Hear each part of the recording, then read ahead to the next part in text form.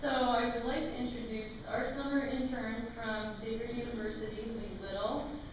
Lee has been such a pleasure to work with. You never know what you're going to get when you send out the request for interns, right? But Lee actually came to us, and he had so many ideas, and we found the perfect fit, I think, for the project that he has undertaken. So Lee's project is about Kurt Vonnegut's German-American roots, and he will go into more details about how this all worked for him this summer. And he did want to mention that there will be time for questions at the end of his presentation. I also wanted to point out Austin Radcliffe. Get up here, Austin. No, I don't need to do that. He's the one hanging out in the back with the broken arm. I got my cast off. It's better. Okay, wonderful. So Austin wandered in one day and was just looking around, and we immediately recognized his artistic eye and started asking him for advice on exhibits and things, and he kept coming back. So we were thrilled to have Lee and Austin link up. Austin is a designer and a student at the Heron School of Art, and he was the graphic designer for this project. So we will go ahead and turn this over to Lee for his presentation, and then at 7 we'll speak with Jerry Points. Thank you. So first of all, I'd like to thank you all for coming this evening. Most of you are friends of mine and friends I haven't met yet.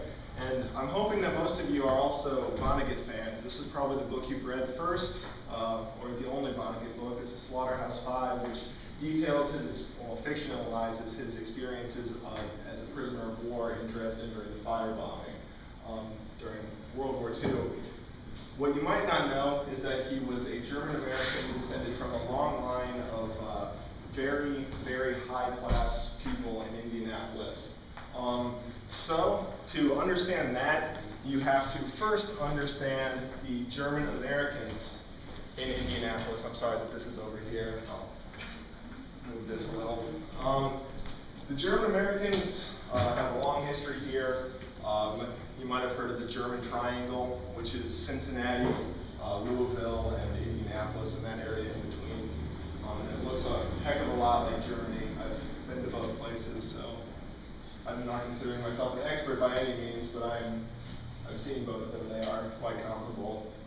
So back in 1848, there was a revolution that was trying to instill democracy in the German government, which was up to that time an empire and various city-states almost that were ruled by princes and prince-bishops and a various assortment of people that had power and a very small amount of land. Because the revolution took place in the year 1848, the group became known as the 48ers. And they tried but failed to instill democracy, like I said, and they wound up, most of them, emigrating to the United States. Now, the majority of these young, liberal, highly educated Germans were Turners. The Turner movement was started by Friedrich Jahn in 1810. That's when his first pamphlet came out.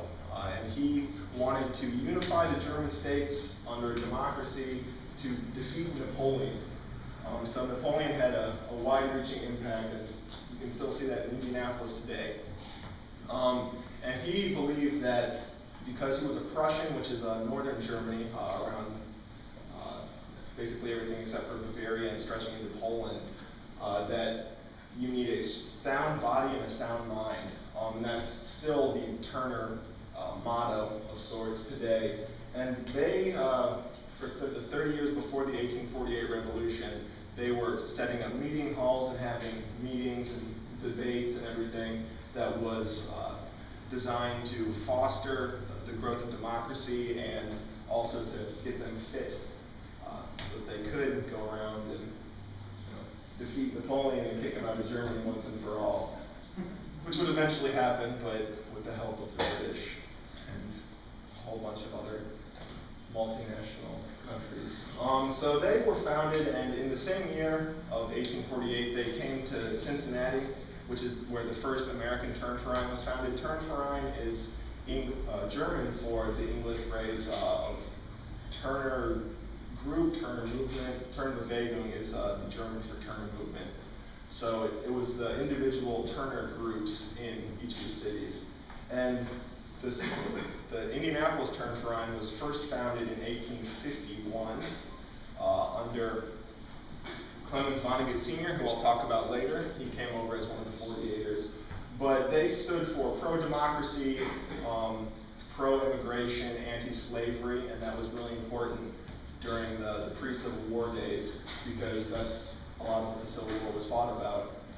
And they were so willing to stand up for what they believed in that they actually formed a regiment during the Civil War called the 32nd Indiana Regiment, which got its nickname as the 32nd German Regiment because there were so many Germans that were involved. And after the Civil War, which actually closed down, or it halted the meetings of the Turners in Indianapolis, they kicked out a quarter of their members because they were not for voting rights for slaves or ex-slaves at that point.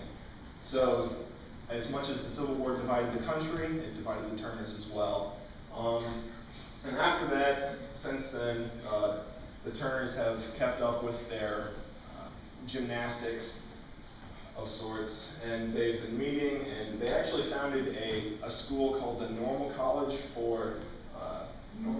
of the American Gymnastics Union. The German is a lot easier to remember. It's Turnlehrer Seminar, which basically says the same thing. And that was to teach the Turners to teach others gymnastics. So that was founded, and eventually it came to Indianapolis, and it came to the Athenaeum, where because of several decades of a lack of funding, because they were getting older and not trying to attract new members as much as they used to, it became a part of the IUPUI conglomerate of schools, and is now the IUPUI Physical Education College. So that still exists today. It opened in 1972 under the IUPUI name, but it still has all of the records and everything for the Turners. And that's why the archives are over at the Ruth Lilly archives in the basement of the IUPUI library, which is where I did a lot of my research. And as you can see from this, the Turners were very neat and orderly, sticking with the Prussian ideals of staying strong and just order. When you think of German, it's on time and orderly. But they also like to have fun because they were Germans. The majority of the brewers in the United States at the time were Turners. A lot of them closed down during Prohibition because you can't really run a brewery when it's illegal to sell the product. And the founders of Anheuser-Busch actually are Turners. So there's a pretty interesting fact there. Another couple of people, even though they weren't German, William Taft was a Turner, the president in United States history. Additionally, there have been numerous gold medalists on the United States gymnastics team that have been Turners because they were so well trained and just so good at what they did because they practiced a lot. They also engaged in a lot of debate about just whatever topics they could, especially here in Indianapolis. They started the Freidenkerverein, which was the free thinker movement, as you can see maybe behind Mr. Point's painting. It says free thinking, and that was actually a Verein that was founded here in Indianapolis. And Kurt Vonnegut was one of the founders, and he also was the one that motioned to close it. And they talked about quite a bit of everything, including the dangers of churches to the children, because the Turners were inherently, well, they weren't inherently, but they were, a majority of them were anti-clerical because they saw what power of the church would do to their country, and it would just divide them and try to crush any sort of liberal, highly educated thing they wanted to do. So the Freethinkers actually founded a Sunday school, which is very strange because a Sunday school was the church's thing that you would send your kids to while you were going to mass or going to service, and the Freethinkers founded that as an alternative because they didn't want their children being led astray by the clerics and all that. Another thing that the Germans did here in Indianapolis was found the German English Independent School of Indianapolis, which was an alternative to the public school where no German was being taught.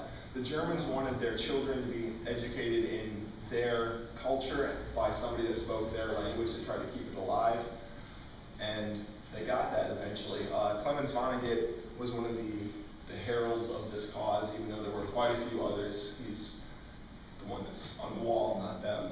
So that was founded, and eventually because he was on the school board for a quarter of a century, back in the 1860s to the 1890s, he championed the German in school cause, and eventually that's what led to the downfall of the German English Independent School. And that was built, it had its own building, and it was taught by a lot of the German people that were very prominent in the area and family members of them. And when that was torn down and sold, the money that was from that selling of the building was used to fund the Athenaeum. Now, the Turners had 2 meeting houses before they had started building this wondrous building, and the first one was kind of this little shack, and I mean it was big enough to have meetings, and it was comfortable enough to have meetings, but anything other than that wasn't going to be good enough for what they wanted, which was a large, incredibly not really ornate, but just well equipped for gymnastics and all the meetings that they would have going on at once.